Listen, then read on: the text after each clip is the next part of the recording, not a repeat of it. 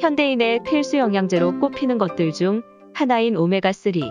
가공식 섭취가 늘어나고 활동량은 줄어든 현대인들에게 심혈관 질환 예방에 도움이 되는 오메가3는 오래전부터 많은 관심을 받고 있습니다.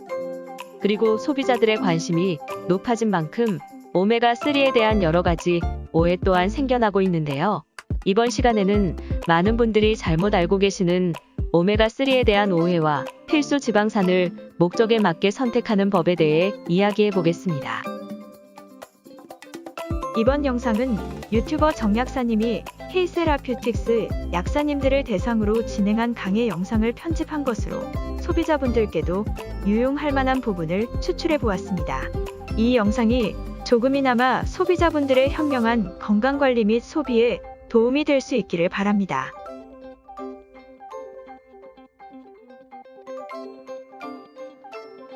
식물성이 좋아요? 동물성이 좋아요? 저 같은 경우에는 이 질문을 굉장히 많이 받았어요. 왜냐면은 인터넷상에서 식물성 오메가3에 대한 마케팅이 정말 활발합니다. 그 이유는 뻔하겠죠. 동물성 오메가3는 왠지 이런 오염으로부터 자유롭지 않을 것 같다는 공포감, 그리고 생물 농축, 초등학교 때부터 배우기 때문에 상당히 많이들 알고 계십니다. 작은 생물들을 이제 큰 생물들에게 점점 잡아먹힘으로써 그 중금속이나 오염물질 같은 게 대사가 되지 않고 그대로 축적이 돼서 큰 어류를 먹을수록 사람 몸에도 그만큼 오염물질이 많이 들어올 수 있다는 그런 공포감이죠.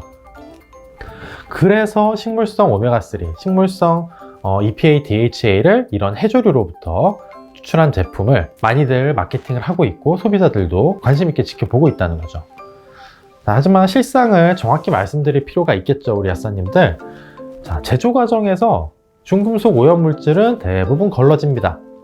실제로 식약처 허가 가이드라인에도 중금속 이런 오염물질에 대한 부분은 아주 예전부터 기준을 마련하고 검사를 해왔어요. 그러니까 이런 게 발견이 되면 애초에 허가 자체가 나질 않습니다. 중요한 팩트는 결국 어떤 원료로부터 오메가3 기름을 추출했느냐가 중요한 게 아니고 제조를 얼마나 그냥 잘 했느냐, 정상적으로 허가를 잘 받았느냐, 그 부분이 훨씬 중요하다는 거죠. 우리들은 다 알고 있는 약사들이기 때문에 그런 식물성, 동물성, 그 식물, 동물 이런 원료 가지고 나누는 마케팅이 현혹될 게 아니라 구체적으로 이게 식물성이기 때문에 갖는 의의에 대해서 명확한 가이드를 제시할 수 있어야 된다는 겁니다. 자, 그럼 이런 식물성 오일들, ALA, ALA 이런 성분들은 어떤 의의를 갖느냐? 자, 실제적으로 ALA, LA 이런 성분들이 우리 세포막을 실제로 많이 구성을 하고 있다는 거죠. EPA, DHA보다. 자, 얘들의 포션이 높다는 거는 그만큼 깨끗한 이 아이들을 공급해 주는 것이 우리 세포 자체의 건강에 아주 중요하다는 이야기고, 세포막 물성이 좋아지면은 세포 내외로 물질들이 더 잘 왔다 갔다 할 수 있고, 그렇다는 거는 다양한 몰레큘이나 호르몬 이런 것들이 세포 내외를 통과하기가 더 좋고 작용을 잘 할 수 있다는 의미가 되는 거죠.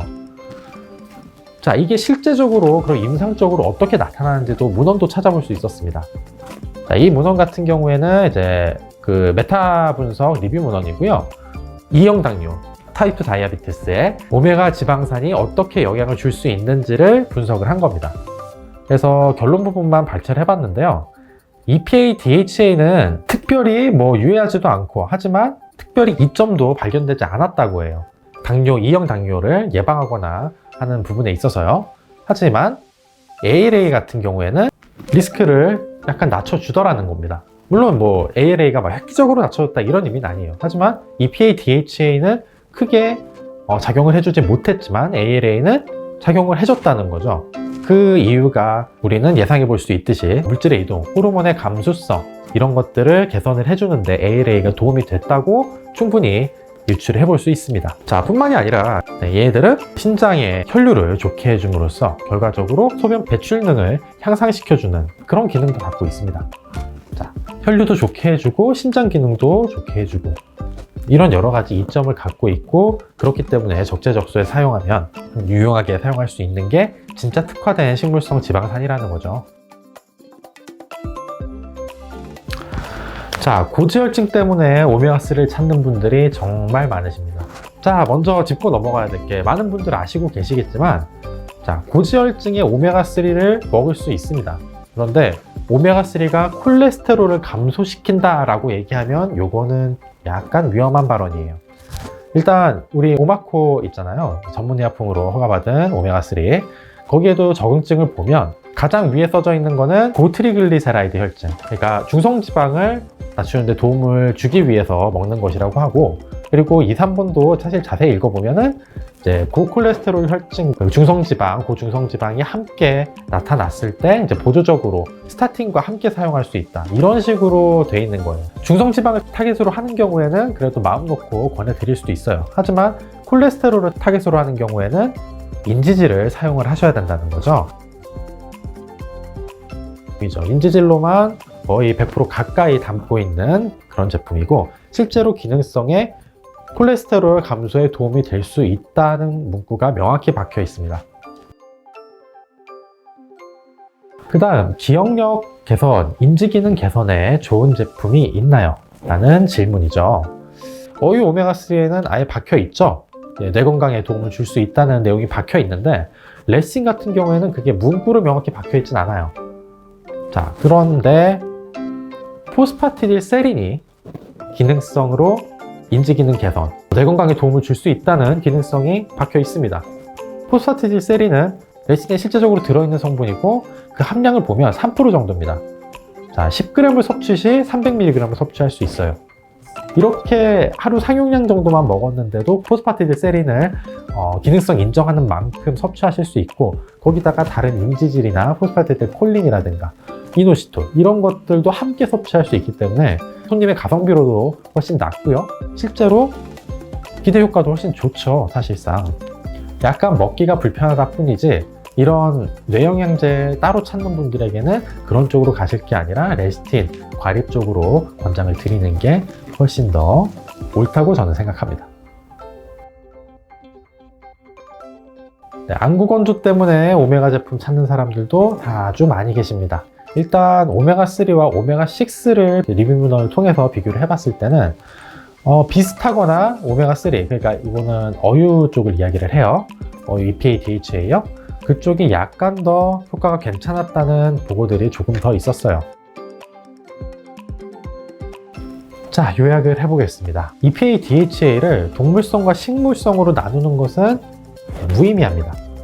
그 각각의 성분을 제대로 알고 그 성분이 구체적으로 인체의 어떤 부분에 도움이 될지를 생각해서 그에 맞게 용도를 배분을 하는 것이 더 옳다는 이야기고요.